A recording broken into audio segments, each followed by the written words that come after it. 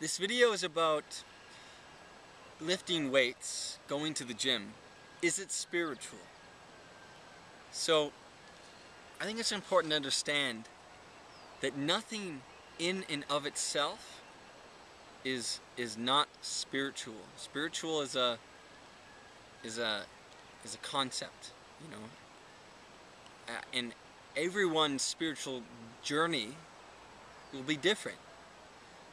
Everyone is integrating different ways that we've kind of pushed down or repressed or split off a part of ourselves.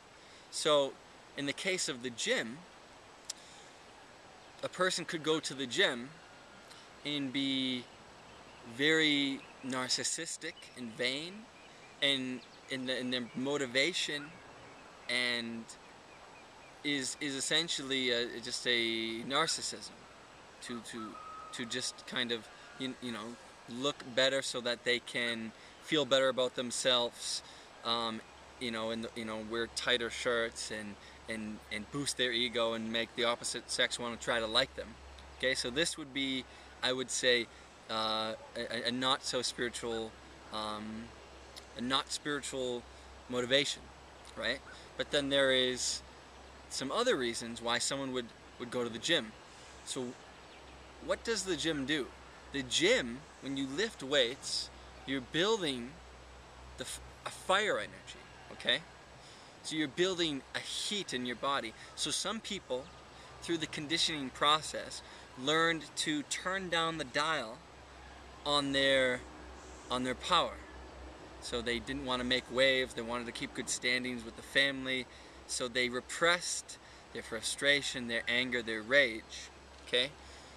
In doing that, they contracted their solar plexus chakra, and there are many symptoms of that, which we might get to in a moment.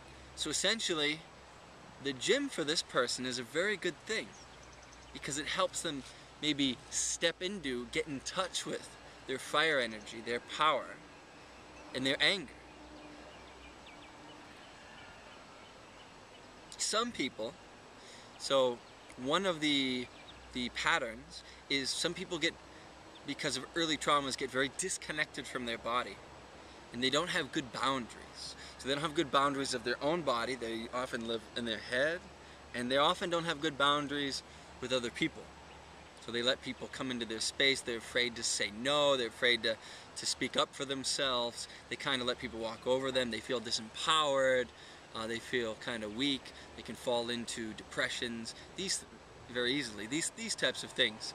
So essentially, a person who doesn't have good boundaries through the conditioning process is afraid to really take their own space.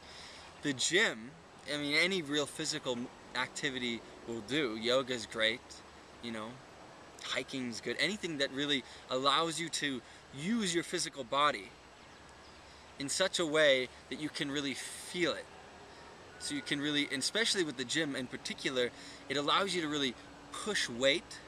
So it allows you to really get a sense of your own strength. You know, you pushing things away from you, pulling things towards you. It gives you a stronger sense of I. You know, even just stretching, where you have your hands on a wall, you know, and you're pushing against the wall or stretching your leg, you know, these types of things will give you a better sense of your physical and energetic self. And then, of course, there is the interpersonal power, where you need to, you know, speak your truth, tell people no, you know, tell people, set boundaries with people and say, this is not okay for us, you can't talk to me like that, I don't appreciate this. These things can only be healed interpersonally. But things like yoga and the gym and, I mean, the dance and there's all sorts of things, really. I mean, just using the gym for example, because some people say that the gym is not spiritual, you know, because it has like maybe a bad connotation or something like that. Or, you know, people think it's very narcissistic. But, and of course it's healthy.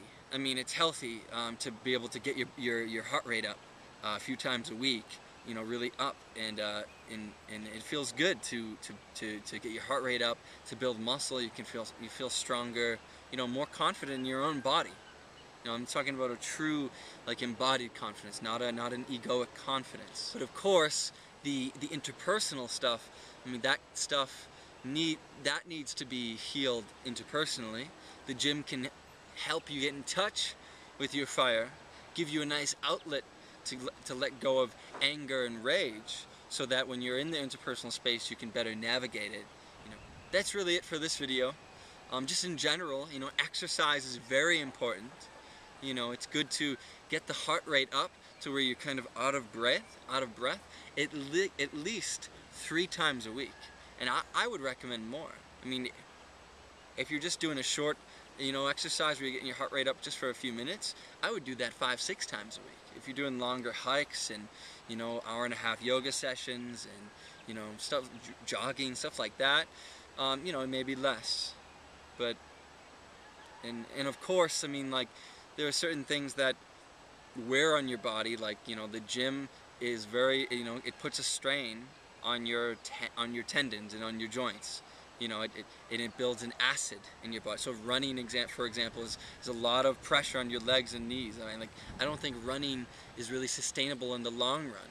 But that's why, so when you build a lot of acid, so even just hiking, you're building acid in your legs, lactic acid. It's good to eat a lot of fresh fruits and vegetables, nuts and seeds, and drink a lot of good water, so that you can really flush out any built up acid and toxicity in your body. In my opinion, yoga is the best. I teach yoga for that reason. I actually really like dance too. Dance is great. Cultures for thousands of years have danced and sung, and it's a way to kind of get more in touch with yourself, to ecstatically, so you free energy in your body, stuff that's stuck you release, and at the same time it's an ecstatic creativity. It's beautiful. It's a beautiful thing, and helps you get in touch with your bodily creativity. So anyways, thank you for watching these videos. Have a great day. Peace.